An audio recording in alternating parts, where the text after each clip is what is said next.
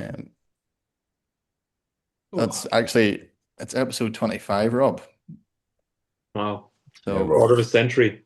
yeah, we didn't go for that. I think it's 25. Great And age. we are going to recap the first major of the year, the Craig Miller Park Open, and also I've been thinking about that for about 5 days, not gonna lie. Yeah, I was gonna say it Um, sounded a bit wooden. and the Masters as well, on a side note. So yeah, it was of course Rory did it back to back after we've just said all the reasons why he wouldn't do it in the last episode. And we'll get into a lot other predictions as well. That went somewhat according to plan, mostly not to plan at all. So, yeah, just before we, I suppose, get into it, what were your initial thoughts on the weekend then, Jordan? I'll go to you. Um, it was good fun. I mean, Rory being six ahead, then you think he's going to walk it, and then everyone else, well, him not really falling off. I mean, he shot one over, he played all right, but and then everyone coming back into it actually made it a lot more exciting. And then it's always good on Master Sunday when guys that are like 4 or 5 groups back from the last group posting good numbers on the course while the other guys are like on the Mhm. front nine, or guys posting good scores to finish. And it always kind of excites it a little bit when someone like when Tyrrell Hatton finished on 10, everyone was like, oh, maybe that's got a chance. But um, yeah, Rory does it again, which I mean it's pretty cool, but realistically, I think 99% of people that I spoke to, including myself, wanted Justin Rose to win. Yeah, Yeah, I'd agree with that. yeah. What did you want Justin Rose to win as well, Kempo, or were you not too bothered? Or I mean, if I was gonna pick two of them who were in the kind of in the hunt, it'd be yeah, Rose or Rory. But like Jordan said, it's good. It was so many people kind of the name popped up. They'd show Morikawa or Henley, for example, holding a putt, and you'd be like, how far back have they come from? Because I've not seen them all week. Um, so that yeah, no, it was great. I just kind of the only kind of disappointing thing was that no one really made a run at Rory in the on the way in. He just kind of he actually handled it quite well, I'd say. So there was no one who came out and shot 66 from immediately behind him. He didn't have to do much. So, um, yeah, but it was great. he only had to shoot one under to win. Yeah, and last year it was Justin Rose was at 66 on the last day and really pushed it. So, but no, it was and look, the Masters is always great, but it was quite a tame Sunday, I'd say. It was for how it was set up Hmm. going I agree. into the back nine. You had like five guys on 10 under. Rory, I think, was on 11, and a few guys were on nine, and it was just looking like it was going to be a generational Yeah, back nine at the Masters, yeah. Yeah. and it was vanilla. It was completely It was, yeah, and people like Patrick Reed just completely fell away. He could have made it a bit more interesting. And they Yeah. kind of left the front runners to make no pars one to was win. just no one seemed to birdie 13 when they Yeah. 13 or 15. It was Yeah. Rosie's three putt. Yeah, well, this is yeah. what people are discussing, isn't it? That the changes that have been made to lengthen the course have actually kind of negatively impacted the tournament because a lot of people weren't going for 13. A lot of people were laying up on 15. That's not what you want to see on a Sunday at the Masters. You want to see people dunking in the water in two or yeah, or make an eagle, the Sergio Garcias, that kind of stuff. So Yeah, for as quick a start as Rory made, are we all surprised that he shot level par for the weekend and still won? yes. Yeah, I mean he hit it horrendous the first 2 days anyways. Yeah. Mm. He just I don't think anyone must have hit it that bad and won a major before. I think Yeah. Well, I'm just going to look here because we've got the stats here for round one. Um, off the tee, he was still positive. So he was plus 1.03 in round one off the tee. And you think about that front nine where he was, and we were talking about it as well. He had to chip out on every par five, basically the whole week. yeah, I think like what the commentators didn't really mention, which kind of pissed me off. We're coming at you, you and Just to Murray, put Andrew Coulthard. was like they didn't mention so the storm that hit Augusta was it 2 or 3 years ago, remember? Yeah. The huge storm hit and took out like 20% of the trees at the course. So if you hit it in the trees, you actually now, like compared to before, you can get it in and around the green because there's so many gaps now. Yeah. and that really was huge for Rory. Like the amount of times he hit it so far offline, but he like if you think of 17, if you think even of 18 final round, 17 third, the in the second round when he chips in, but he actually Yeah, on the 17, drive yeah. he hit it so far left, Yeah.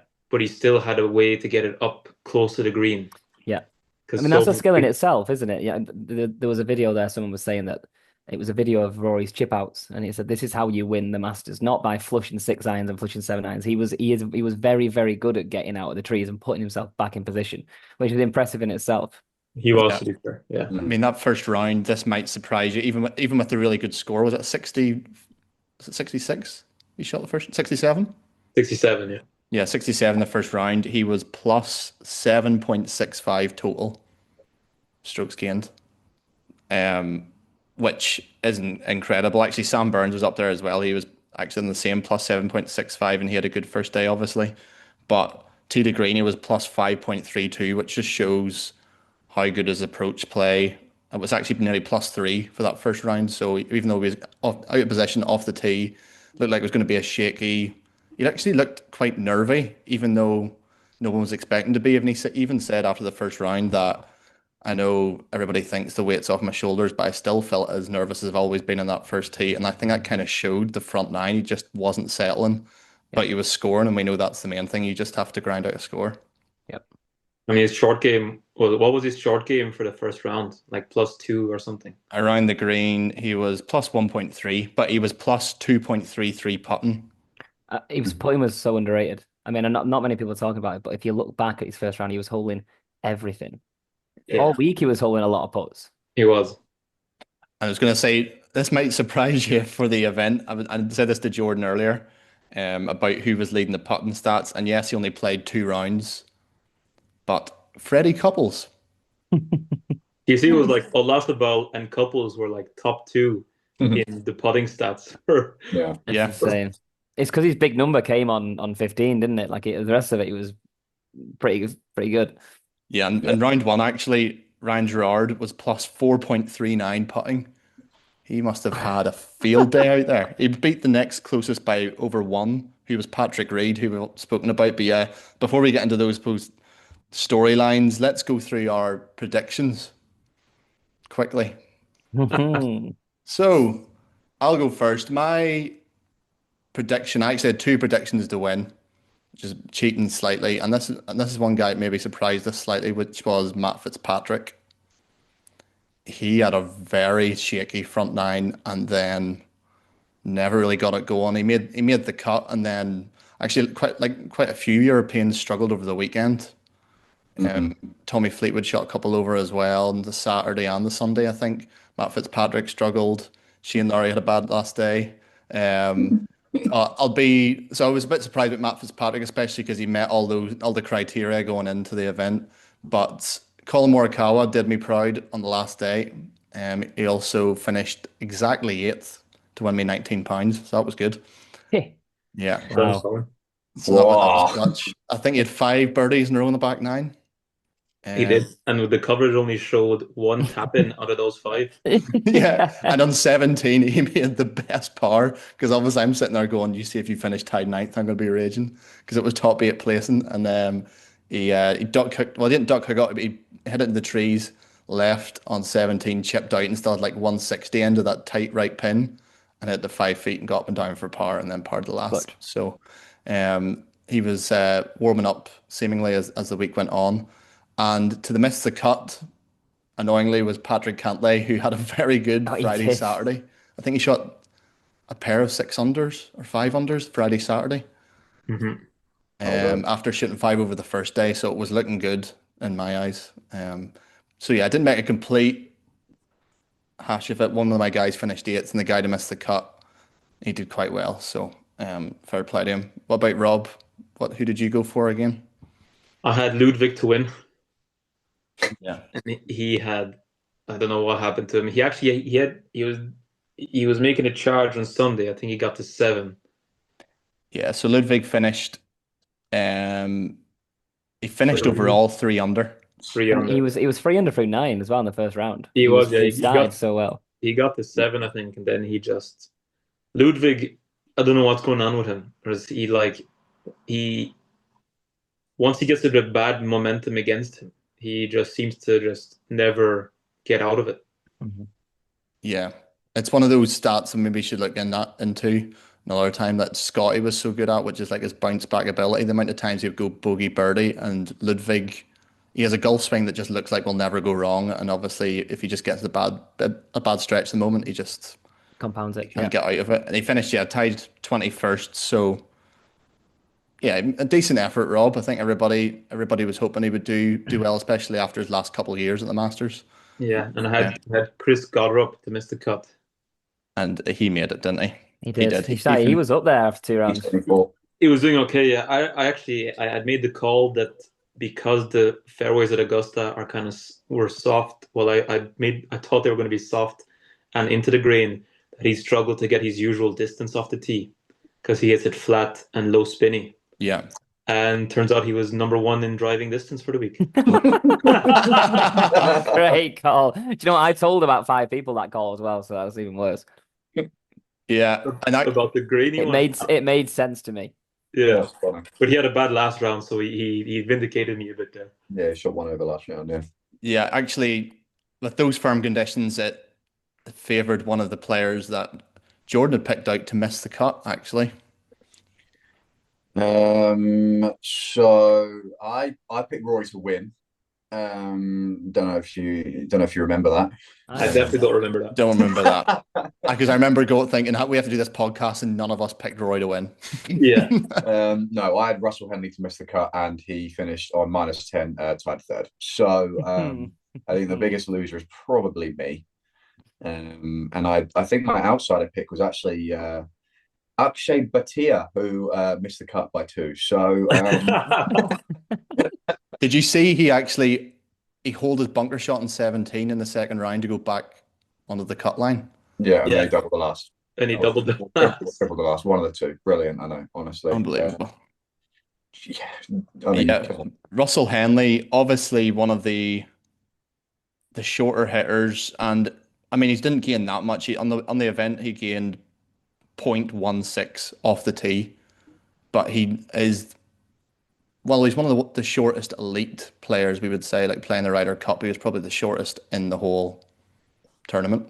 And it was one of those weeks that it was so firm that if you hit, despite what Rory did, there was a premium in hitting fairways, especially if you're a short hitter, because you could keep up with everybody else. Whereas if you hit it as far as Rory does, it doesn't really matter because you hit it so far anyway. Yeah. But it was great. I saw a comment on social media. It seems like it's like a player from like 30 or 40 years ago who's just been stuck in that field as Russell Henley. He's quite an old school swing kind of character about him. I actually quite like him. Not in a weird way. Reminds me of you. I was kind of looking off in the distance there, wasn't? Yeah. No, I like him. He's quite a relatable golfer. He's quite a relatable golfer. Fantasizing about him. And it was his birthday on Sunday. 37. That's right. Yeah. 37. It doesn't look 37. So he won a few quid for that. Yeah, the prize money as well, 4.5 million for the winner, and then about 2.5 for second. Must be terrible. Who did you have to win, Ethan? To win, yeah, I had Matt Fitzpatrick and Colin Morikawa. Yeah. Well, who did we not do? Is it Campo? Campo's prediction? Well, I mean, you were all giving me so much. I'm not going to say it, but you were when I was doing my picks. But as for a winner, I had Scheffler and Cam Young. Not bad. Not bad. Not bad at all. Two in the top. Well, technically two in the top 3 because Cam Young was tied 3rd. So outsiders were Henley and Reed. Okay. Thank you. Yeah. Can I just preface this by saying you've still got 2 more players to give, and we gave 2/3, and you've given 6 here probably. No, and also his outsiders, right, are Patrick Reed, who's won twice on the DP World Tour, and Russell Henley, who was in the top 10 in the world going in. So I think outsiders is a bit of a stretch. And Patrick Reed has won it before. Exactly. Yeah, and he finished 3rd last year. But I think he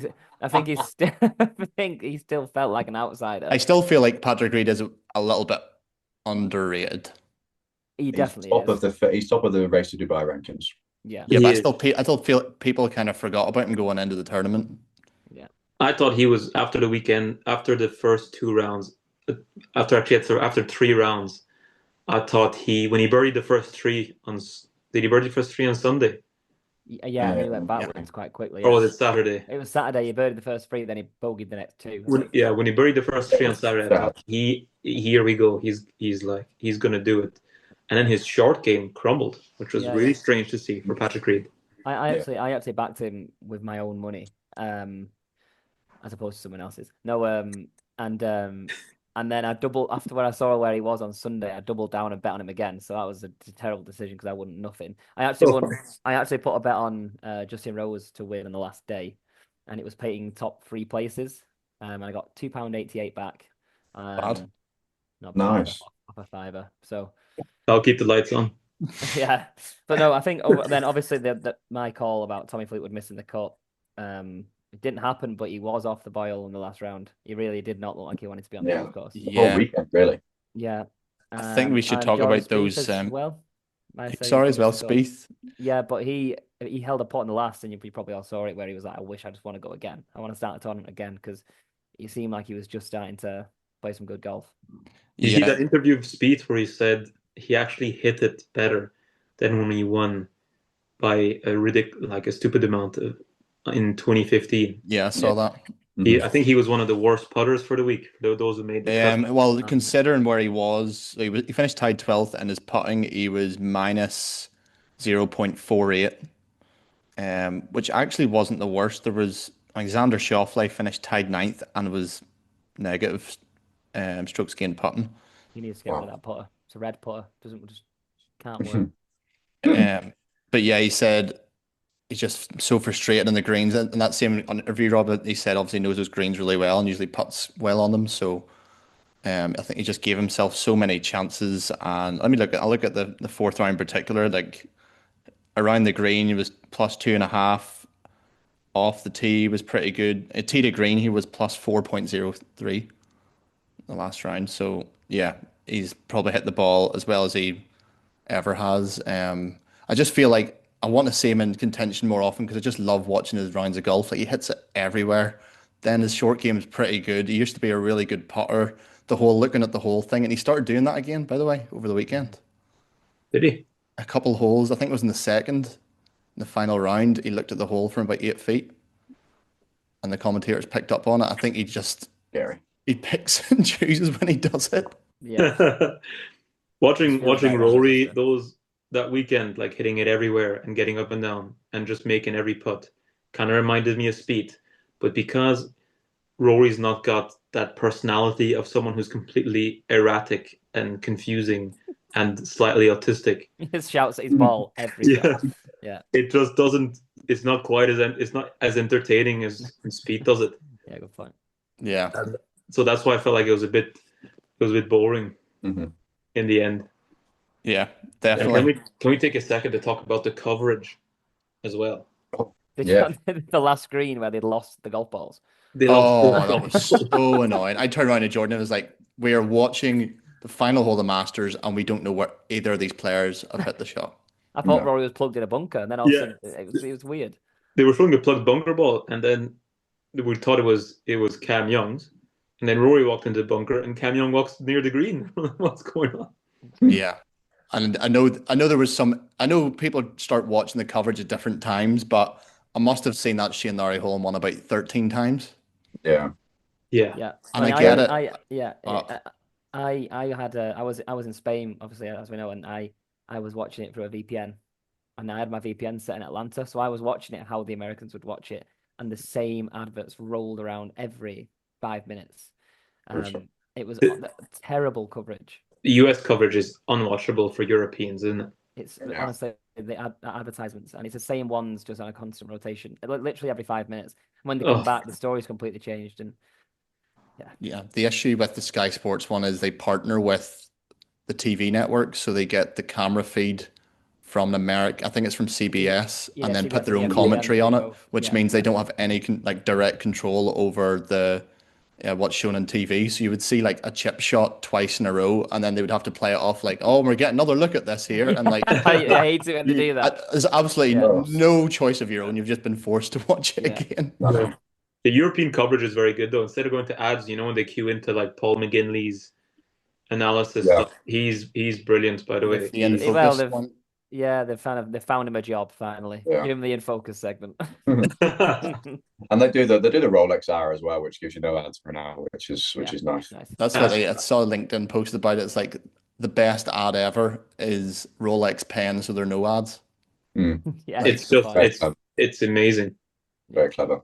It is very, very clever. It is. It must What- cost them a fortune, by the way. Yeah, I think they can afford it. I think. Yeah. I think so. What killed me was how Tong Lee did you go into the Masters app to watch him make 10 Yes. Brilliant. No on coverage. 13. I mean, not really. No. Stood in the middle of a bush. The coverage, they just showed him tapping in on 13, and then the screen came up and it was like for 10. Surely how good entertainment would that have been? Oh my God, when he's in the He's middle of the had a- forest. I think honestly, I don't think he should feel too bad about this week because it has been a PR. He's smashed it this week. He's- Seen so much Yeah. content of Hightower. There's been a lot of content that's recircled, like came back around again because people in America don't really know who he is. Like I've maybe seen his name on the leaderboard, but when he was talking about playing with Brad Faxon that time, Yeah, I thought it was he was playing Rory and invited him to the Bears Club or something, and he says, and this guy joined called Brad, and he thought, oh, he's quite a good low handicap, gets it round, and Rory goes, oh yeah, do you not know who that is? He goes, oh, it turns out it's a 9-time PGA Tour winner. He had no idea. 9 times, you sure about that? Yeah, I think Well, it's 9 Yeah. That's not a make believe. multiple nine- PGA Tour winner. Well That's done. I thought that's what you should have said. Couple other storylines maybe to talk about before we focus on Rory, and what it means for him. Freddie Couples, obviously, that kind of a car crash to finish on the first day. I mean, it's crazy the experience we talk about, and it seems like a bit of a cliche now, experience around Augusta, but it is truly the only major where those guys can compete. Like we've seen Bernard Langer do it. Freddie Couples up there, as you said, Jose Maria Alzabal was on top of the putting stats. And I remember, like, I'm not going to call him out, but Rick Shields or someone said a few years ago that Ian Woosnam, he's taking someone's spot in the Masters. Why is he playing at that age? And for one, he's not taking anybody's spot in the Masters. And two, if you've won it, who is anybody else to tell you not to play? Even if you shoot 75, it's just shown how hard it is even to do that. I'd probably say that. So for Freddie Couples to be up there, and he actually gave it a decent go to make the cut and then fell away in the back nine on Friday. But that's always good to see, and I do enjoy watching them guys play. What about Sergio's So glad you said outburst? that. Oh my God. Embarrassing. Rob, have you ever seen someone do that in the challenge tour? Yes. Anybody else apart from you? Have you ever done it? Yeah. No, that was, I mean, the worst part of it is when the Masters official comes up to have a chat with him and he just blanks him. He just stares forward or looks down. He doesn't turn his head. He doesn't say a word to him. He just kind of blanks it. I mean, Yeah, doesn't acknowledge him at all. yeah. Or show any real remorse. It just doesn't seem like I mean, it's not just once for this guy, is it? He's done it quite a lot. I remember the years and years and years ago when he hits a bad shot and he was blaming his shoes, so he takes his shoes off and starts throwing his shoes around, like that famous video, and ripped apart so many bunkers in his. That is an career. all-time video. The one in Saudi Arabia where he's just hacking away at the bunker after You can't do that at Augusta. Right? You just can't. And yeah, he's obviously just lacking a bit of respect, and I think but I think he did seem quite ashamed, to be fair. I don't know. I mean, in that press conference, I don't even know why he did the press conference. He must have been told you need to say something. I don't know. Yeah, I don't know. But why is he getting so mad? Like, he's not in contention.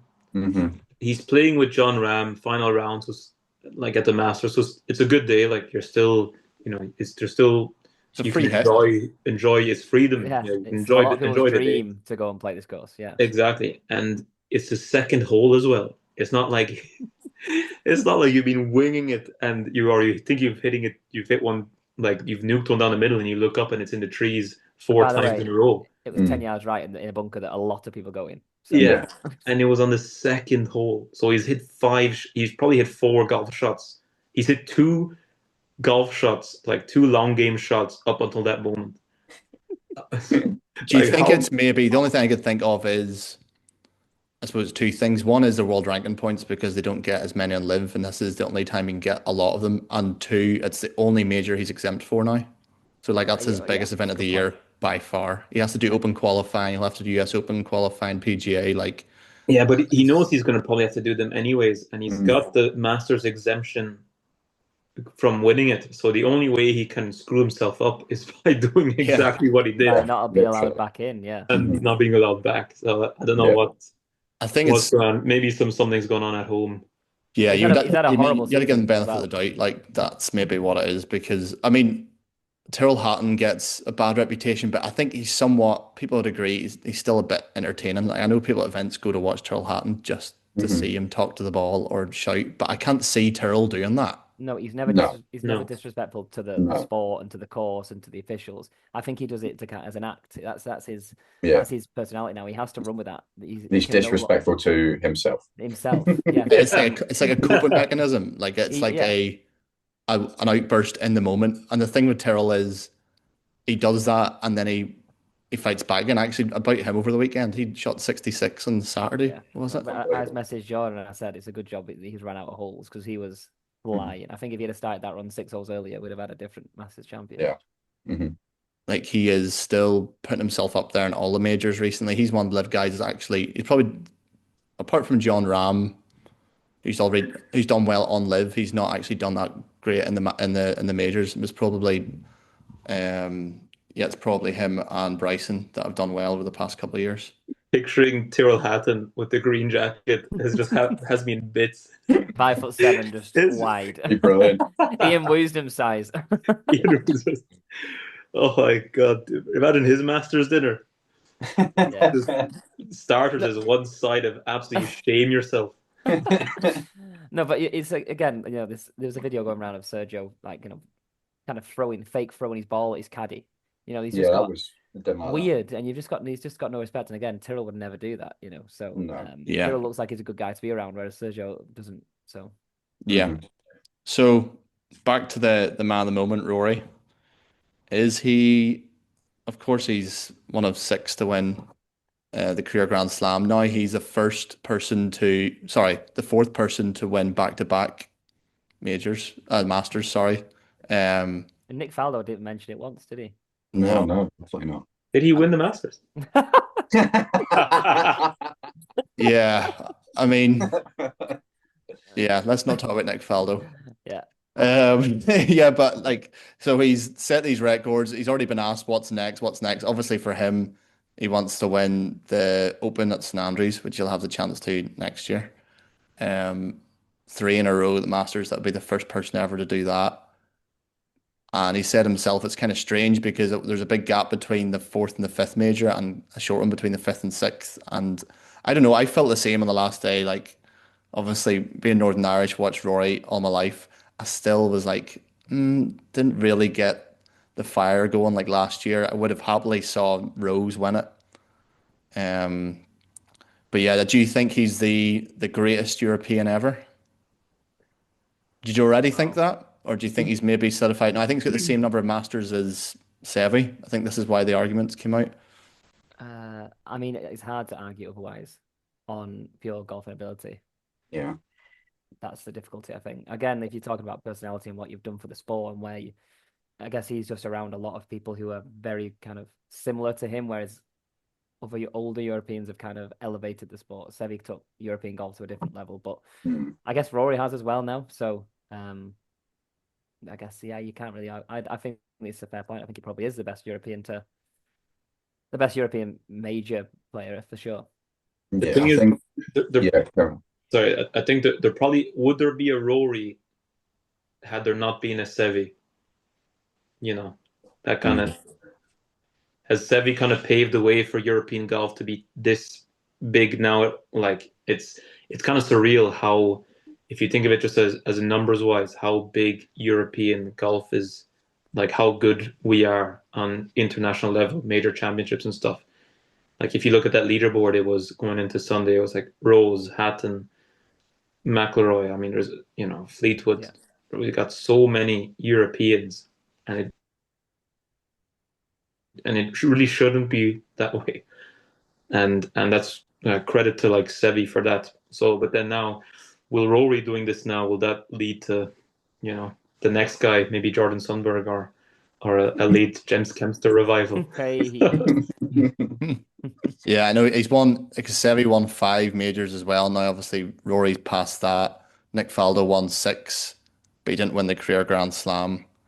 I feel like, I think, I don't want to say it's like it's a landslide that he is the greatest European ever, but I think the scary thing is he's 37 next month, and if he keeps himself in good shape, and even if he doesn't hit it as far as he does in 10 years from now, which he obviously won't, his short game has always not underrated anymore. I feel like for a few years it was underrated. He's a decent short game, fixed his wedge game, which was like his big issue at the late, say from 2015, 2020, like his wedge game always was criticised. Putting, we've seen him do all sorts with the putter, and actually he's up there now. So Yeah. he said himself he's probably the most complete player he's ever been. And as who was it? Freddie Couples said he might never lose again. And they called that in the first round, by the way, which just No, shows. that's- I think Freddie knows what it takes to get it around Augusta, as we know. So, and Rory has it. So, and I think the key is, again, if you go back and watch the highlights from when he won it last year, and you look how many putts he held, it is incredible. And he did it again this week. His putter was always kind of his Achilles heel, and he's kind of found a putter that works. He's still working with Faxon, isn't he? Yeah, he called him out in his speech. Yeah. So look, yeah, he's fitter than he ever has been. He said he still feels like he did when he was 26. So look, yeah, and he's played against, these major wins now kind of span 15, 16 years. So he's played against a lot of golfers now. I think I saw something. He's not been outside the top 10 in the world in 15 or 16 years. I think 16 years. That is impressive. That is. He's on both sides of the pond, Is he won the same amount of race to Dubai as Seve? Yeah, I think he still needs to win. I think he needs to win 2 more majors to get out of the group. So to really be the best European. I think 1 more, there's still a conversation. But if he goes 2 more, yeah, because there's players like Colin Montgomery and stuff that are nearly as good as him. So yeah, that's all we're asking for. Just 2 more majors. Yeah. Well, that kind of opens up a bigger question. Do you think he's going to win any more this year? I don't know. Maybe. I think the Open at Birkdale, I think it's so hard to predict who'd win the Open. It's not. Well, have you've played Birkdale, Campbell? Yes, I have. Have all 3 of you played Birkdale? Yeah, it's the hardest course I've ever played off the backs, for sure. As the dog said, harder than Lytham. Yes. You think? Yes. No. Which team did you play from at Lytham? I haven't played Lytham off the No, back. So. I'm all for opinions, but you're wrong. I just remember I played it when I think it was about 17 in a 36 hole scratch, and I took an 11. I couldn't get out of a bunker.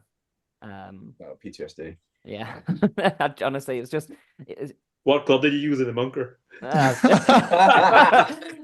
I was trialing my method of a 50-degree wedge. Well, I think it's funny. Like the Masters seemed to be the one that was hardest for him to win. Clearly, like it just didn't suit his game. Even though it should, because he hit draws off the tee for a long time. Then he started playing really well again, but he was hitting fades, and then he's now been able to hit it both ways. So the fact that he's won it back to back, I'm kind of scared to see what he wins now. I think it's not even just, and we probably said this talking amongst ourselves last year, like there was 12, 11 years between major wins. Now that regardless of the Masters, he's gotten the majors out of the way. Now he's shown it's not a fluke winning it last year.